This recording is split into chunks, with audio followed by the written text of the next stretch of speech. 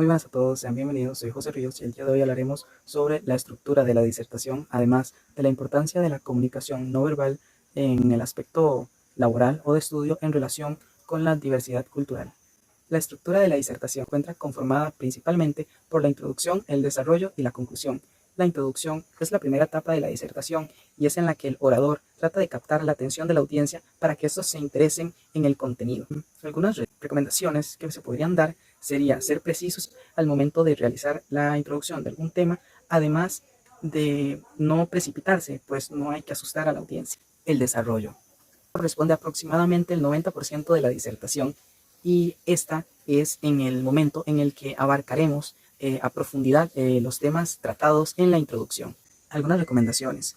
No abarcar demasiados temas debido a que la idea principal es que la audiencia retenga la mayor cantidad de información posible. Además, tratar de no utilizar un vocabulario vulgar. La conclusión. Esta es la última parte de la disertación y es en ese momento en el que el orador tratará de no solo despedirse, sino también resumir la información importante. Algunas recomendaciones son mantenerse sereno, además de entusiasmado hasta el final, además de agradecerle al público por la atención brindada.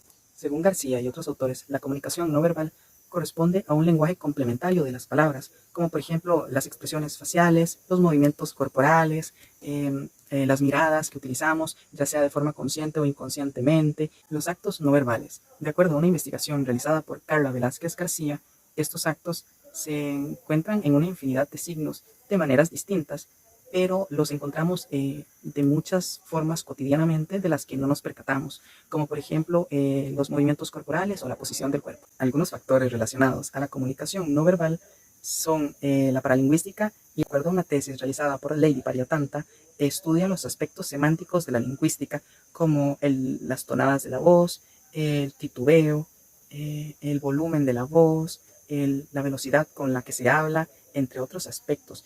Por otro lado, la quinesia, de acuerdo a Nélida Quintos, estudia las expresiones de los mensajes corporales, como por ejemplo las miradas, las expresiones del rostro, posición de los pies, entre otras expresiones. Las funciones de la comunicación.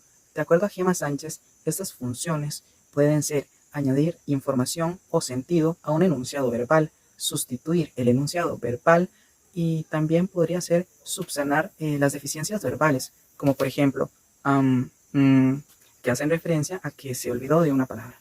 En conclusión, la comunicación no verbal corresponde a una parte fundamental de la comunicación intercultural, ya sea en el ámbito laboral o de estudio. Esto debido a que las diferencias culturales influyen fuertemente en la comunicación no verbal. Entonces, retomando la paralingüística, se podría decir que esta corresponde a la comunicación no verbal que pertenece a la voz, mientras que la quinesia se refiere a aspectos meramente corporales.